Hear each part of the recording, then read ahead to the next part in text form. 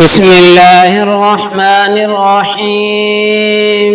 يا أيها الناس اتقوا ربكم إن زلزلة الساعة شيء عظيم يوم ترونها تذهل كل مرضعة عما أرضعت وتضع كل ذات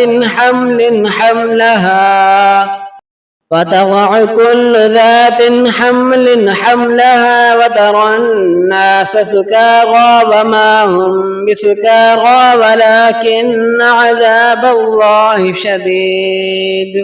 ومن الناس من يجادل في الله بغير علم ويتبع كل شيطان مريد.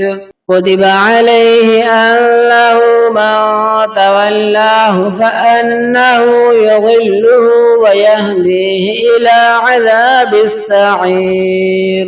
يا أيها الناس إن كنتم في ريب من البعث فإنا خلقناكم من تراب ثم من نطفة ثم من علقة ثم من مضغة مخلقة وغير مخلقة لنبين لكم ونقر في الأرحام ما نشاء إلى أجل مسمى ثم نخرجكم طفلا ثم لتبلغوا أشدكم ومنكم من يتوفى ومنكم من يرد إلى أرذل العمر لكي لا يعلم من بعد علم شيئا. وترى الأرض هامدة فإذا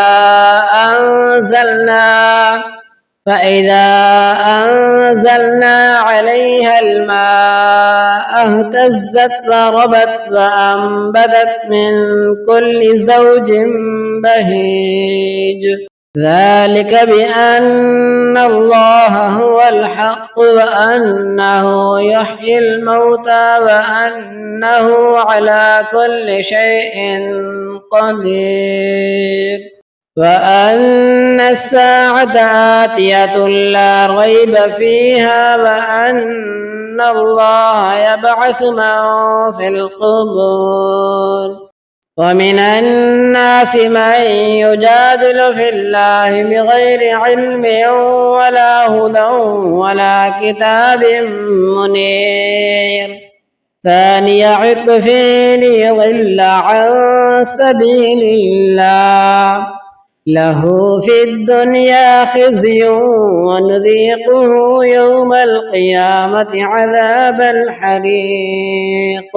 ذلك بما قدمت يداك وأن الله ليس بظلام للعبيد.